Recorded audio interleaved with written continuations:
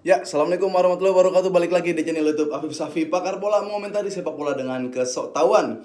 Dan hari ini gua lagi ada di kantor Noise abis tag podcast Boba. Dan lu harus dengerin podcast Boba bola banget bareng gue dan temen gue sportcaster, komentator Liga 1 Jerry Arvino, yang baru pulang dari PON, dari Papua ya. Dia abis ada kerjaan di sana. Dan banyak cerita yang menarik tentang Papua, tentang olahraga di Papua, tentang mungkin hal-hal yang nggak lu tahu tentang PON. Karena ada Mamat Al-Katiri juga sebagai orang asli Papua yang memvalidasi, yang punya cerita-cerita yang lebih berwarna lagi dari Papua dan ya keindahan-keindahan Papua lainnya. Nah, itu bisa didengerin di podcast Boba aplikasi NOICE. Sekarang yang udah jadi digital audio platform nomor satu ya, banyak yang download, banyak yang denger. Gokil nih kantornya nih ya. Habis tag. Dan sekarang gue juga lagi pakai baju Tranmer Rovers, dari bapak gue, bokap gue yang punya Tranmer Rovers, Pak Wandi. Iya, oke. Nah, hari ini gue mau preview karena banyak match yang seru ya. Buat lu yang pengen nonton bola, minggu ini disajikan pertandingan yang menarik menurut gua. Ada Liverpool MU, ada MU Liverpool karena main di Manchester United. Ada Paris lawan Marseille. Ada El Clasico Barcelona lawan Real Madrid. Nah, ini kita akan ulas semuanya. Akan kupas lah gimana keseruan yang akan terjadi di pertandingan-pertandingan nanti. Pertama kita bahas MU dan Liverpool dulu. Yang seperti kita tahu kalau MU habis menang 3-2 lawan Atalanta. Dan Liverpool sedang menurut gue lagi on fire. Ya, lagi on fire. Jadi kemarin gue sempat bahas di DPI, kalau lu nonton, kelemahan Liverpool mungkin sekarang ada di lini tengah yang apa ya? Kadang-kadang melakukan rotasi terus. Ya, Klopp melakukan rotasi, Elliot cedera, pasangnya ganti-ganti. Dan kemarin tuh waktu lawan Atletico beberapa kali back-back dari Liverpool ketinggalan. Jadi mungkin kelemahan dari Liverpool seperti itu. Tapi pinternya Klopp ini, ketika tengahnya nggak terlalu berjalan baik, maka dari fullback atau dari center back langsung umpan ke Salah, ke Mane, yang dimana Salah dan Mane ini benar-benar lagi on fire. Kalau di PS lagi merah kali. Dan yang akan seru nanti kayak Salah ketemu Shaw, Mane ketemu Wan Bisaka, itu orang-orang yang larinya kenceng. Kita lihat apa yang terjadi di lapangan. Untuk MU seperti biasa, polemik yang terjadi bahkan di internal MU, di pendukung MU ini, antara Ole stay dan Ole nggak stay. Menurut gua juga kemarin lawan Atalanta, MU tuh nggak ada perubahan taktik. Ketika dia ketinggalan 2-0, ya layaknya orang yang ketinggalan aja di babak kedua. Dia lebih ambil inisiatif megang bola, ambil inisiatif nyerang. Atalanta yang kayaknya nih nggak mainnya Itali banget. Itali biasa-biasa bertahan, biasa defense yang rapat. Tapi Atalanta bukan tim Italia yang kayak gitu. Dia biasa megang bola, dia biasa nyerang. Jadi ketika musuh pegang bola, musuh neken, Atalanta jadi kayak bingung harus ngapain. Nah, itu dia kira-kira. Dan yang lebih seru lagi, ini match pertama Ronaldo, big match pertama Ronaldo setelah comeback ke Manchester United. Jadi ini laga awal lagi Ronaldo melawan tim besar. Yang seperti kita tahu, Ronaldo semakin disorakin, dia semakin jago.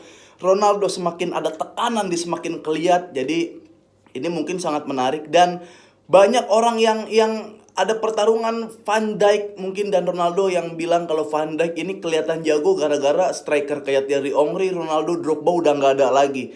Ya walaupun ketemu Ronaldo sekarang agak lebih muda Van Dijk, tapi menurut gue tetap seru. Karena Ronaldo walaupun usianya 36-an ya, 36, tapi fisiknya masih bisa sama anak-anak muda lah. Ini luar biasa ya.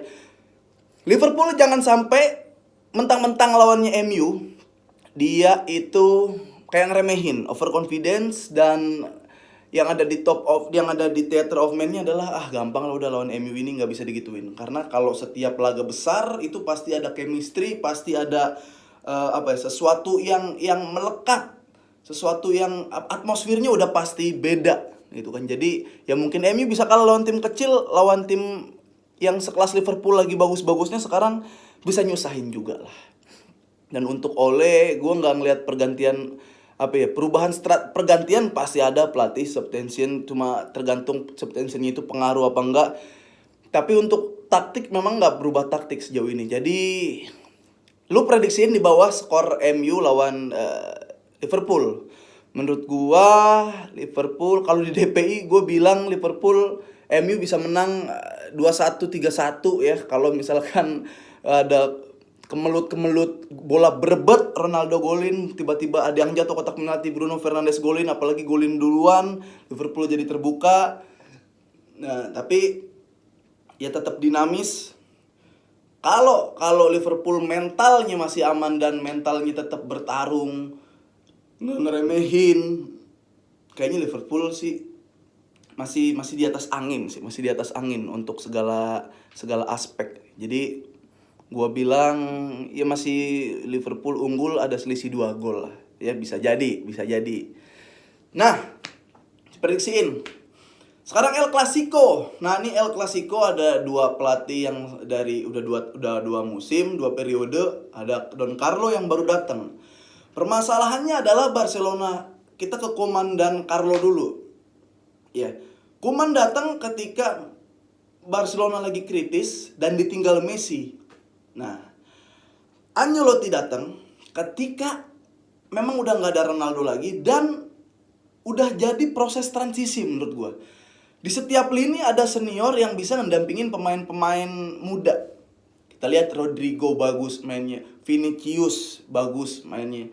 Lu nggak bisa bilang Vinicius Lord untuk ngeledekin. Vinicius itu dia udah ngikutin pola latihan Eropa, dia udah ngikutin pola latihan Cristiano Ronaldo. Jadi menurut gue lebih di atas angin Real Madrid. Karena menurut gue lebih gampang ya membuat pemain, bikin pemain yang ini pemain udah jago, ini pemain udah berskill, fisiknya bagus. Walaupun megang bolanya kadang aneh-aneh, yang penting fisik bagus, lari bagus, stamina oke. Itu gampang dijadiinnya apalagi di Eropa. Ya kayak Rodrigo, kayak Vinicius mungkin. Ya awal-awal emang mainnya agak kayak belut listrik deh tuh. Tapi ya lu Vinicius tinggal di Eropa, gue yakin dikasih wawasan, dikasih knowledge tentang sepak bola. Kalau kasih pola latihan Eropa lebih bagus. Dia udah punya modal, orang yang jago, fisiknya kuat. Jadi tinggal dilatih skill doang. Perbedaannya Barcelona, ya. Barcelona memang ada beberapa pemain yang matang. Ada beberapa pemain yang udah hebat, tapi kendalanya adalah fisik lemah. Depay, taruhan sama gue, dia kuat tuh sebenarnya main cuma 30 menit. Ya, Luke De Jong, udah nggak usah ditanya. Ya, Luke De Jong sama manusia biasa yang jalannya mundur. Luke De Jong sprint maju ke depan, musuhnya ini jalan mundur ke belakang, kebalap Luke De Jong. Ya, Sergio Busquets udah nggak bisa kayak dulu lagi, walaupun dia semula udah mulai rajin intercept. Ya, Pique, Pique, gue bilang Pique ini nggak usah sama pemain bola nih. Usain Bolt main di Real Madrid ya bisa hat-trick kalau lawannya Pique. Nah, apalagi belum lagi nanti Pique entah sama Garcia masih mendingan karena Garcia masih mau lari. Kalau Pique Lenglet, Pique Umtiti udah meninggal dah, Barcelona mendingan. Sergio Roberto kita lihat. Jadi menurut gua Real Madrid lebih di atas kertas. Ya, di samping Rodrigo ada Vinicius. Sekarang gini, Barcelona main sama klub yang nggak ngelawan aja kadang dia kalah, nggak bisa menang, seri lah. Lawan Dinamo Kiev yang harusnya bisa menang golnya banyak lah, gol 2, gol 3 lah ya minimal lah. Dia cuma gol 1, itu juga back yang golin. Lawan klub-klub yang nggak ngelawan, yang sebelumnya di Liga Spanyol seri bahkan kalah. Apalagi ketemu klub gede nih. Ya apalagi ketemu, ya kita lihat ketemu Munchen yang lawan, apalagi ketemu Benfica yang biasa-biasa aja. Coba bulan 3 gimana nanti kalau Madrid parkir. Yang di pikiran gua adalah ketika Madrid parkir ya, klub kecil aja parkir, Barcelona nggak bisa nembus. Sekarang Madrid yang berada beberapa level di atas klub yang kecil, ketika dia parkir udah bukan nggak bisa tembus lagi, udah tinggal tunggu counter attack Vinicius, Rodrigo, entah siapapun yang serang, Benzema selesaikan. Gitu. Kita lihat nanti, gue bilang kemarin El Clasico tetap menarik, tapi yang berkurang adalah kadar serunya. Ya. Kadang kalau kita nonton klub gede, ya, klub favorit, ada yang kita ambil pelajaran, ada yang kita bisa ambil buat jadiin pelajaran. ketika kita nonton Xavi misalkan, ya kita tahu oh gelandang harusnya seelegan ini, umpan-umpan passing main simple, ada yang kita dapat ilmu, kita ngeliat Messi cara nge-create bola gimana, kita lihat Ronaldo cara finishing gimana, Benzema masih bisa kita jadiin pelajaran. Nah, cuma Barcelona sekarang pemainnya udah nggak ada yang bisa diambil pelajaran, pelatihnya pun nggak bisa nyusun strategi.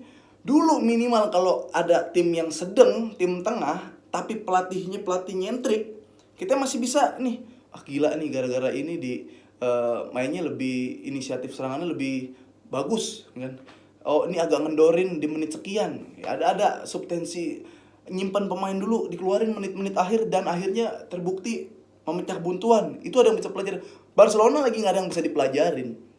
Carlo Ancelotti juga sedikit lagi mencapai kemaksimalan menurut gue. Jadi Madrid masih tetap di atas kertas, walaupun gue fans Barca. Tapi yang nggak bisa dipungkirin adalah kadang-kadang El Clasico ini suka berbalik nih. Waktu itu kalau lu ingat, di saat Barcelona lagi bagus, Madrid lagi jelek-jeleknya, ketika El Clasico yang menang Madrid. Bahkan sebaliknya, misalkan Madrid lagi bagus-bagusnya, Barcelona lagi jelek, ketika El Clasico yang menang Barcelona. Jadi walaupun tetap ditebak, menurutku Madrid masih di atas kertas, asal Madrid berani sabar. Kalau misalkan Madrid main bertahan, Barcelona yang udah jelas-jelas buntu. Barcelona sekarang gua analogiinnya adalah permainannya kan gini. Barcelona kalau udah megang bola, udah susah ngegolin, dia nggak ada solusi. Dia nggak mau mundur sebentar, dia nggak mau ngasih bola ke musuh, dia nggak mau agak bertahan sedikit. Dia cuma nguasain bola muter-muter, tiba-tiba 10 menit nggak ada gol. Kadang-kadang 90 menit tiba-tiba kebobolan. Ketika udah nggak ada solusi, nggak ada taktik-taktik yang diubah sama Ronald Koeman. Jadi ya udah kayak gitu doang Barcelona. Jadi mulai sekarang gue udah nggak bisa bilang Barcelona tuh ibarat mobil Mercy, mobil mewah tapi dikendarain sama supir yang salah, nggak bisa. Barcelona itu ibaratnya sekarang delman, pemainnya adalah kuda, karena pemainnya juga nggak terlalu kreatif. Kuda di delman dikasih kacamata cuma bisa ngeliat ke depan. Siapa yang mengendarai kuda? Yaitu seorang kusir. Kusirnya adalah Ronald Koeman. Nah, di mana Ronald Koeman jadi kusir? Ketika ada jalan buntu, jalan yang nggak bisa lewat, Ronald Koeman tetap maksa untuk jalan ke jalan buntu tersebut. Dia nggak mau cari jalan keluar, dia nggak mau cari pintu-pintu yang lain, dia nggak mau cari gang-gang yang lain. Itulah sekarang Barcelona menurut gua sebagai delman yang dikusiri oleh orang yang nggak tahu jalan. Gitu. Jadi ya kalau line up prediksi gue sih Eric Garcia harus tampil buat nge-backup Pique, bukan Pique yang nge-backup Eric Garcia. Kalau di kanan Des agak tetap ditaruh wing kanan, ya itu bisa untuk kemungkinan buat membantu serangan karena Des bisa juga lari. Tapi lu ingat di kiri, wing kiri Real Madrid ada Vinicius, di fullback kiri ada Mendy yang larinya juga kencang-kencang. Kalau Des udah ditutup, yang kita lihat Barcelona sekarang kalau yang hidup-hidup tuh pemain yang larinya kenceng. Jordi Alba masih hidup, kenapa? Karena dia larinya kenceng. Des kok bisa dia menonjol sendiri di Barcelona? Karena dia larinya kenceng. Sisanya jalan 1000 langkah. Nah, jadi gue nggak tahu apa yang dipasang sama Koeman. Entah dia mainin Aguero dari awal, Ansu Fati dari awal, atau bisa Aguero Depay belakangnya Ansu Fati, atau bisa Aguero Ansu Fati belakangnya Coutinho. Gue nggak tahu formasi apa. Yang penting yang jelas kalau Koeman yang ngelatih, Sergio Roberto pasti main. Oke, jadi prediksi gue Madrid kalau dia bisa bersabar nunggu Barcelona megang bola, Madrid bisa selisih 1-2 gol. Oke, langsung aja komen di bawah. Ya, jangan lupa dengerin berapa skor nih. Prediksi berapa skor MU, Liverpool, Paris, Marseille, Barcelona, Madrid ya. Komen di bawah dan jangan lupa dengerin podcast Boba setiap Jumat ya bareng gue dan Jerry Arvino di aplikasi Noise NOICE, dan dengerin juga, nonton juga Jebret Media. Jebret Media DPI, gue akan nge-host di Jebret Media di DPI. Nih, Noise NOICE. Tuh. Wah, terlalu bercahaya karena akan bersinar Noise. Sampai ketemu lagi, sehat-sehat selalu. Assalamualaikum warahmatullahi wabarakatuh.